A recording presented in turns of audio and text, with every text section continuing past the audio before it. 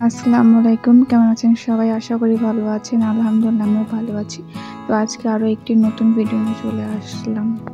আজকে রান্না করব হাঁসের গোস্ত। তো সেটার জন্য এখানে চুলাতে কড়াই বসিয়ে দেওয়া হয়েছে। তো আজকে কিন্তু মাটির চুলাতে রান্না করা হবে, তো সেই কারণেই কিন্তু মাটির চুলাতে কড়াইটা বসিয়ে এর মাঝে কিন্তু পেঁয়াজ, তেজপাতা এবং দারচিনি যেটাকে বলে, আমরা আবার এটাকে ছাল বলে থাকি, তো সেটা দিয়ে দেওয়া ভেজে নেওয়া হলো। তারপরে কিন্তু মশলা দিয়ে দিলাম। মশলাটাকে এখন ভালোভাবে কষিয়ে নিতে হবে। এরপরে যে বাকি উপকরণ হলুদ, মরিচের গুঁড়ো, লবণ এগুলো কিন্তু সব পরপর দিয়ে দেওয়া হচ্ছে। আজকে হাঁসের মাংসটা চুলাতে রান্না করা হয়েছে। এটা যেহেতু দেশি হাঁস, সেহেতু কিন্তু এটা প্রেশার কুকারে না দিলে কিন্তু শক্তর জন্য কিন্তু খেতে পারবো না ভালো করে। এই জন্য কিন্তু লাস্টের দিকে প্রেশার কুকারে দিয়ে দেওয়া হয়েছিল।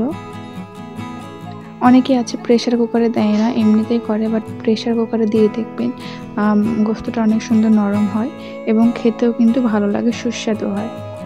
তো এখানে মশলা কষানো শেষে কিন্তু কেটে রাখা হাঁসের মাংসগুলো দিয়ে দেওয়া হলো।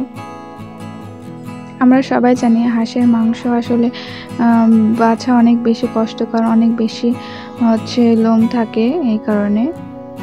তো যাই হোক, এখন যে মশলা ভালোভাবে মাংসের সাথে কষিয়ে নিচ্ছি।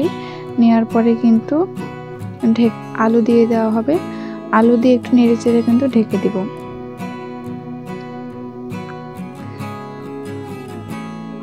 এটা কিন্তু শীতের নতুন আলু, এই আলু দিয়ে খেতে কিন্তু ভালোই লাগে। আপনারা চাইলে আলুগুলো কিন্তু আলাদা করে তেলে ভেজে দিতে পারেন, সেই ক্ষেত্রে মাংসটার টেস্ট কিন্তু আরও বেশি দ্বিগুণ বেড়ে যাবে।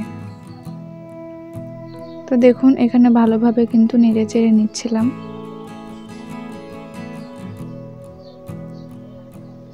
তো এই যে কষানোর মাঝে একটু দেখিয়ে দিচ্ছে কেমন কালারে আসছে। আপনারা দেখে হয়তো বুঝতে পারছেন যে আসলে খেতেটা কত সুস্বাদু হয়েছিল।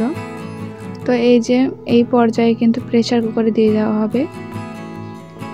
প্রেশার কুকার এখন পরিমাণ মতো ঝোল দিয়ে কিন্তু চড়িয়ে দেওয়া হয়েছে। তো আজকের ভিডিও এ পর্যন্ত। আশা করি ভালো লেগেছে। আল্লাহ হাফেজ সবাইকে।